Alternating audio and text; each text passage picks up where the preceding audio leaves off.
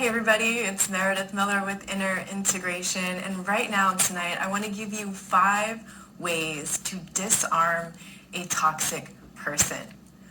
Have you ever met a toxic person? Maybe you had some kind of encounter with them in the moment and you got sucked into their agenda, like whatever it was they were trying to emotionally manipulate you about. You got sucked in, and then maybe afterward you just felt awful. Maybe like you didn't even understand what happened or how it happened, and you were just like, oh, I coulda, woulda, shoulda done all this other stuff, but you just didn't think in the moment what you can do. You didn't know what tools you could use with a toxic person. So chances are you know at least one of these people. Maybe someone in your family, maybe your intimate relationship, maybe someone in your friend circle, someone at work, or just random people that you meet in society. So I have 5 ways to help you disarm a toxic person and opt out of their game. So plus, if you stick around here, you're going to learn some really helpful phrasings that you can use, like mental Tai Chi, right? So when a person comes at you with a covert, aggressive manipulation tactic, you can kind of use these phrases to Tai Chi that away. So you don't get involved in the attack, you don't go on the self-defense, you don't really feel horrible afterwards because you kind of just move the stuff away. So the very first thing that you can do is to breathe.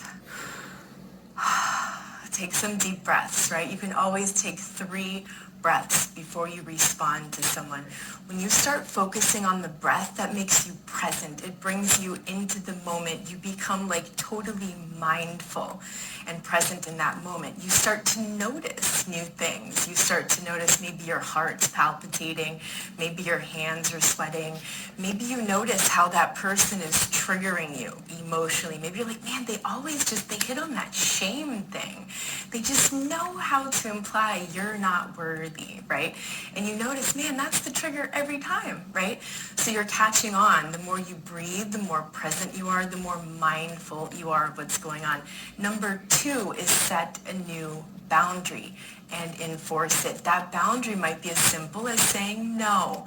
Maybe you're at work and the toxic person, maybe it's your boss or another coworker, and they're just trying to get you to take on the extra work. They always want you to take on the extra work, right?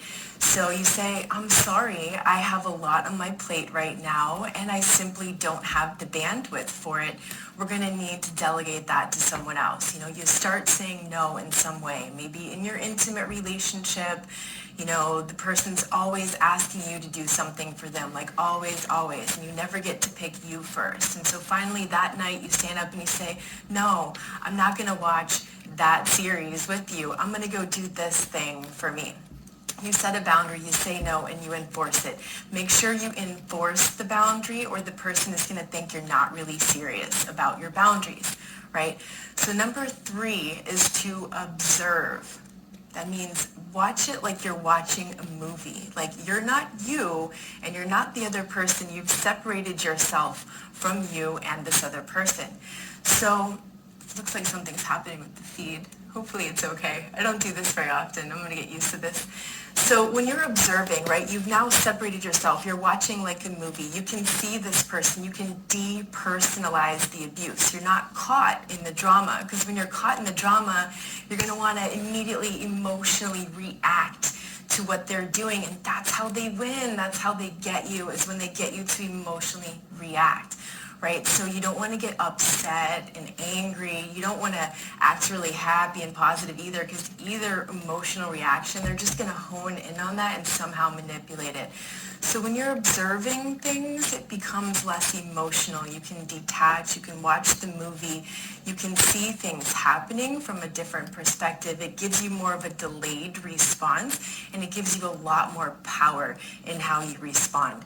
So number 4 on this tactic list is to guard your attention like your life depends on it, because it probably does. Where you focus your attention is where you focus all the power of your mind, and that is the greatest tool that the narcissist, the psychopath, the sociopath, the borderline personality will use against you. They want to direct your attention to something. They want you to focus here. They want to elicit a certain emotional response, thereby controlling your behavior.